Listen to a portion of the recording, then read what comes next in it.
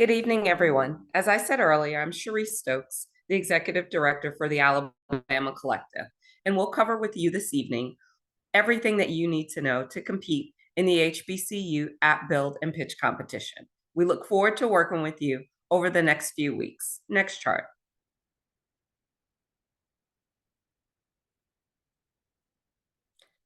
A little bit about this year's event. For those of you that may have participated back in August when we did the App Build and Pitch competition in conjunction with the Air Force IT conference, this is a little different. In this competition, we will not provide a problem to you. You actually will have the ability to bring your own application to the competition. We'll also talk a lot about eligibility, the competition rules, and other facets of the competition itself. But do know and mark your calendar that the pitch night finale will be held on Wednesday, April 10th in Montgomery at the Rosa Parks Museum. Next chart.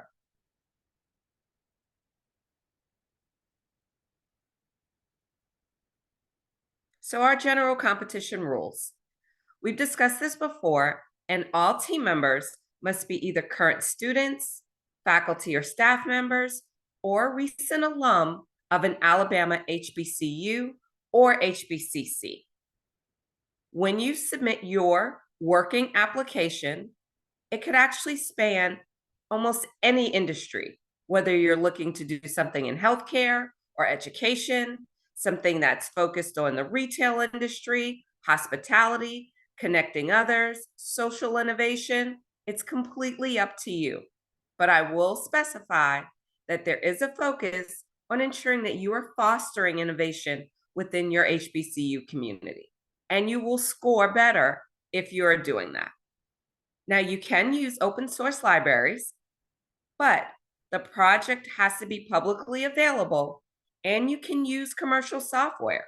However, when you actually create your application, and whether you finish or not, we will not accept design mocks or any wireframes. We actually have to see your application working in your video submission. Now, the judging, it will be for a 5-minute video submission, and it has to include that brief demo of the application actually working. Those apps and that video submission must be uploaded by 7 p.m. on Thursday, the 4th of April. You will see on our website tomorrow, as well as we will provide that link to you that actually allows you to input all of your information as well as a link to your video. Now, if you make it to the pitch finale and you're in the top 10 and or the top 5, you have to be able to actually present in front of live judges on Wednesday, April 10th. You'll arrive at 3 p.m. and will be completed around 7 p.m. We will give travel stipends for those of you that are traveling into Montgomery. Next chart.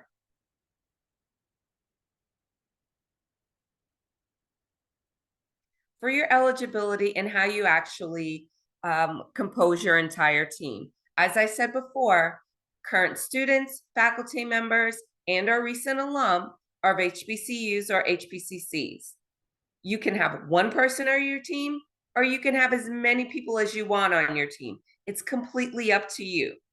But knowing that you have to do a pitch presentation and a video, I would encourage you to ensure that you have developers, those that are in computer science, but also marketing and communications majors and graphic designers. You want to make sure that your pitch presentation video, as well as your live presentation, is actually a quality and professional presentation that you're delivering, in addition to the application that you've created. Next chart. This is how we'll actually judge your video submission, and then also how we'll judge your pitch presentation. You have to comply with all the requirements, and I'll cover the requirements in the next chart. We also will look at the quality of the video that you've created, the professionalism of that. But also, when it comes to your application, What's the viability of that idea? And then also the technical competency. So we want to ensure that you've actually worked on developing that application, that you include the programming language that you've used, any databases that you may have had to leverage, and the platform that you're using. You earn a total of 100 points with the judging criteria for your submission. Next chart. Now, these are the items that we're going to be looking for. We want to make sure that you introduce yourselves, letting us know what school you're attending, names and classifications and majors. You can do that via a chart in your video, or you can actually speak through that. It's completely up to you. Also, naming your application. And then the problem that you're actually solving. What is your application doing? How is it being innovative? And then let us know what research you did to actually come up with that application and how it will impact your HBCU community or HBCU communities in general. You also must cover the technical details. Talk about the technical aspects of your app. Make sure you tell us the programming language, database, and platforms as we've discussed, and then the demo of that application actually working in action. This is another important facet.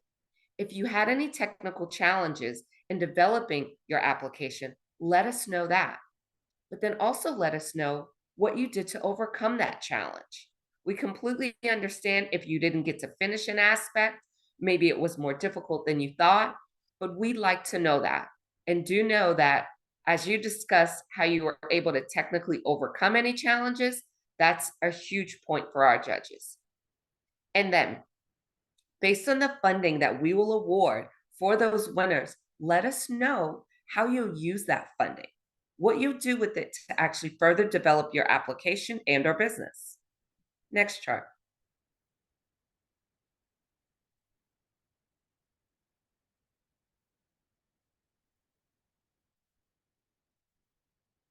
Your application itself.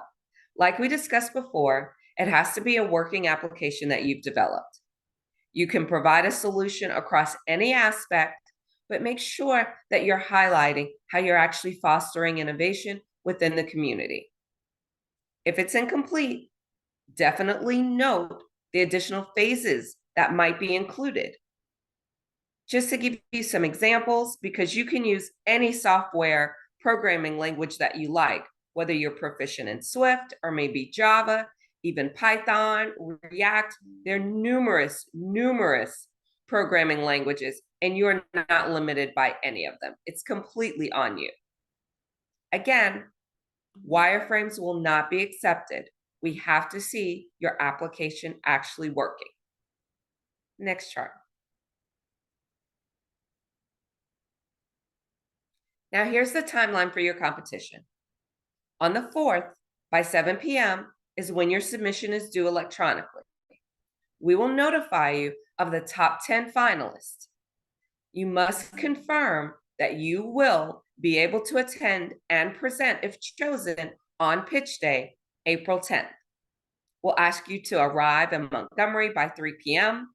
and we will actually go through a number of items, both orientation for the night, we'll do a tour of the museum, we'll talk about social innovation, we'll also have an entrepreneurship panel where you'll get an opportunity to network with local entrepreneurs that are in the tech ecosystem.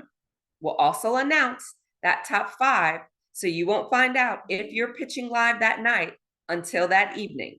And you'll have a reception with community leaders, and then you will pitch your presentation for the judges, and we will immediately announce the winners and award prizes.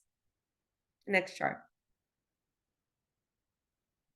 If you have any questions or any comments on anything that we've provided today or throughout the entire competition, feel free to email us at the email listed below. That is also the email that all of your correspondence has come from.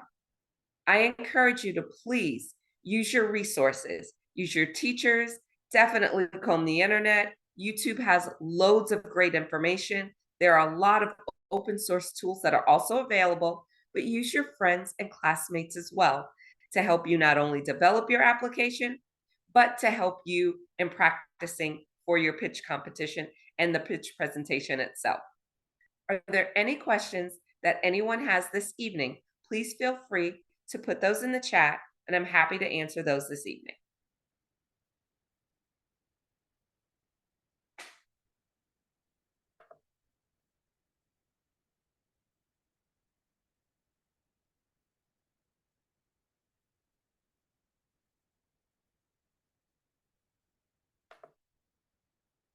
If there are no questions, we will go ahead and end tonight's informational session.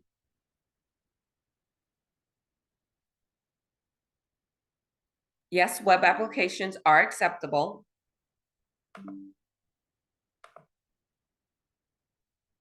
And no, there's not a timeline on when the application was built.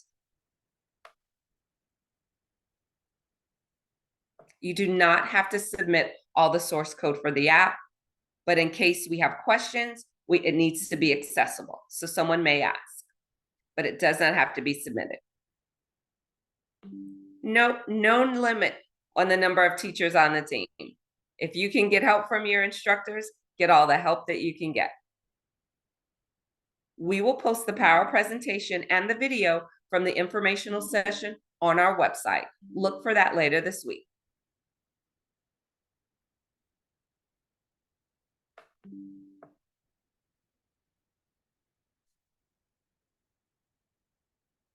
Yes, instructors can apply alone.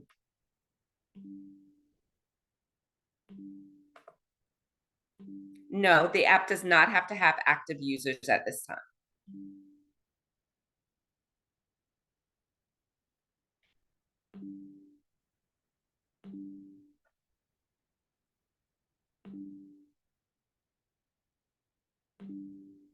I would start. No, there's not a limit to the group number. You can have one or as many as you like. And where do we start? I would start with trying to solve a problem that you see every day that you think would be helpful and or convenient to your community.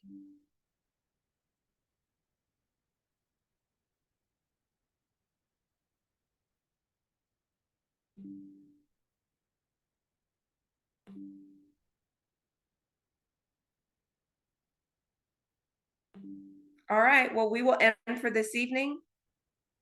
Does the community have to be just HBCU? No, it doesn't have to be just HBCU, but we definitely would like it to help and or impact our HBCU communities. It could be all inclusive.